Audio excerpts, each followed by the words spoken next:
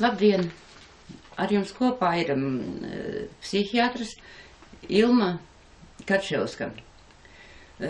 Turpinam runāt par tēmu ģimenes konfliktoloģijas pamati. Tagad mēs runājam par cilvēku temperamentiem.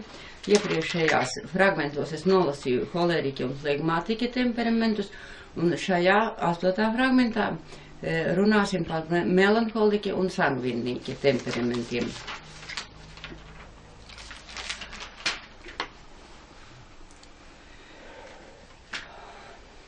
Melanholiķis. Melanholiķis ir iespaidojums, viegli ievainojams cilvēks, pārdzīvo cilvēku pārinodarījumus. Kad melanholiķis ir satrauts, viņš var veikt neprognozējamas lietas. Stresa situācijās šiem cilvēkiem paralizējas griba, viņš kļūst sakals, reizēm pat nepieskaitāms. Viņš slikti kontrolē savu uzvedību šajā stāvoklī.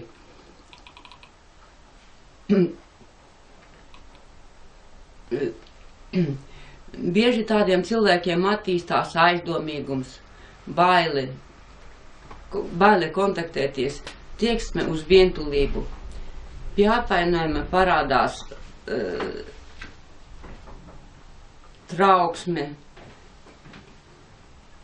Nereti melanholiķiem ir pazemināts pašnovērtējums.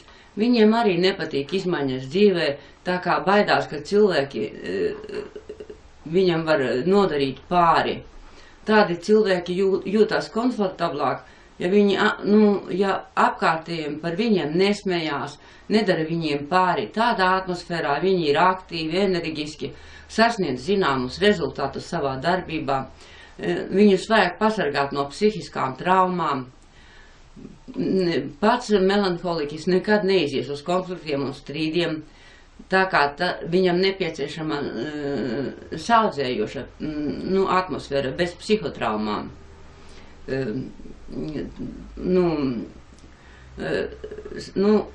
Nākošais raksturs ir sangvīnika raksturs. Sangvīniskis ir enerģisks cilvēks, kustīgs un tai pašā laikā līdzsvarots, mierīgs. Viņš bieži smaida, darbojās atklāti un labvēlīgi. Sangviniķis ir optimists. Viņš ļoti mīl savu dzīvi visās tās izpausmēs. Sangviniķa piemērs no kinofilmām varētu būt Ostaps Benders, kurš cērt krēslu pēc krēsla, garnitūru pēc garnitūras, bet zelta tomēr tajā vai dārglietas neatrod.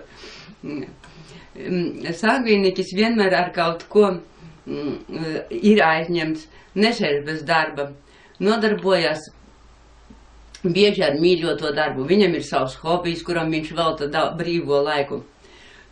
Tāds cilvēks bieži ir kompānijas dvēsele.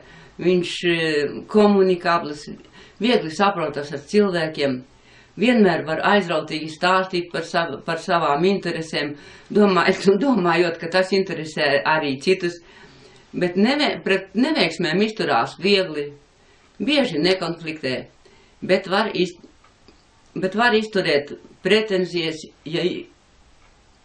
var izteikt pretenzijas, ja jūt, ka viņu bremzē, liekas,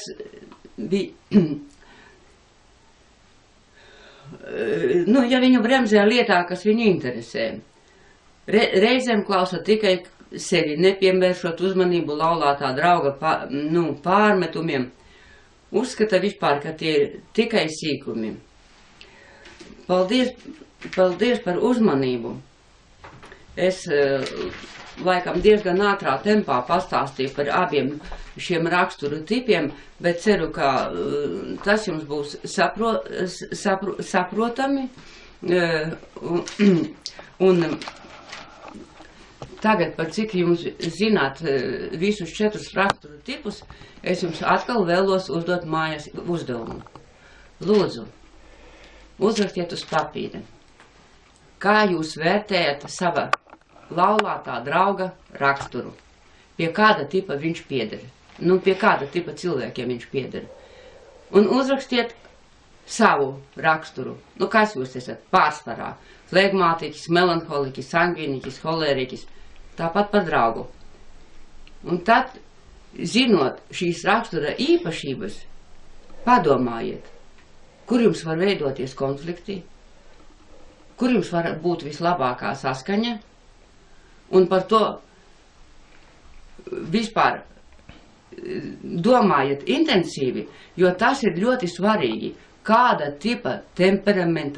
temperamenta cilvēki dzīvo kopā. Vēlreiz paldies jums par uzmanību, ceru, ka manu uzdevumu jūs izpildīsiet, un ka tas jums arī palīdzēs saprasties kopdzīvē ar laulāto draugu.